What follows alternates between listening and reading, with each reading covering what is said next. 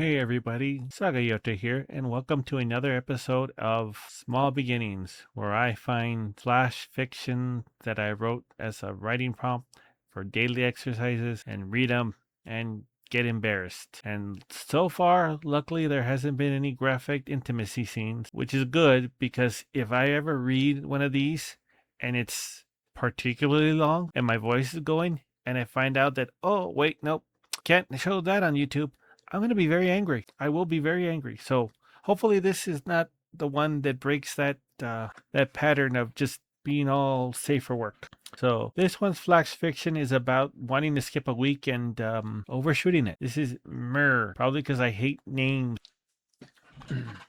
Miir wasn't looking forwards to next week. They skipped it and found themselves 100 years in the future, in line, behind what looked like hundreds of other individuals whose bed hair had been basically spliced into their DNA with bed sheets.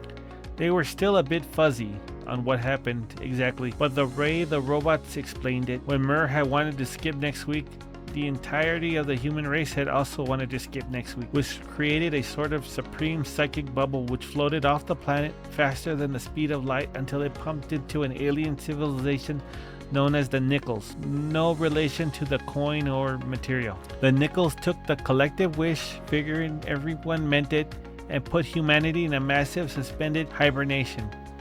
The one issue is that the human idea of a week was to them about 100 years. Eventually, they figured this out, but that wasn't for 5 seconds short of the 100-year mark anyways. Now, Miir was in processing, which wasn't processing in the human sense, where you wait in line and things get sorted out. Instead, they waited in line until they reached the end of the line and were sent to the beginning of the line, which would be continued until the Nickels figured out what to do with 8 billion humans, as they hadn't thought that far ahead, and just sort of forgot about the issue after putting humans into stasis. I had written status. Miir didn't mind though. Occasionally a bed would pop up under someone very tired and float up to let them sleep. There were also chairs, why did I pronounce it like that did the same thing when you were hungry or thirsty. Pooping was a little different, but not really. The same thing happened, only you went up far higher, so the smell and sound wouldn't bother anyone. Your naked legs could be seen hanging over the chair though. For some reason, personal grooming was the only time anyone got any privacy, and nobody knew why. But damn, those showers are nice. Always perfect temperature. Okay, so a few things about this piece. I like the world building.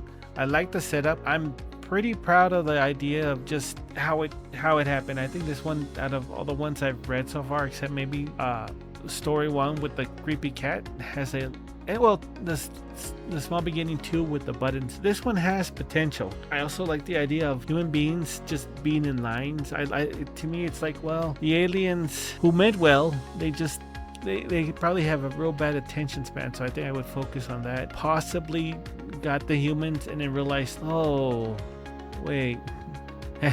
And so they just put them in an endless line, because probably looking at human civilization and seeing the lines and waitings and queues anyways, they figured, well, that's their natural state of being anyways. So yeah, this was Miir, and I'm Sagayote signing out. You guys have a good one. Bye.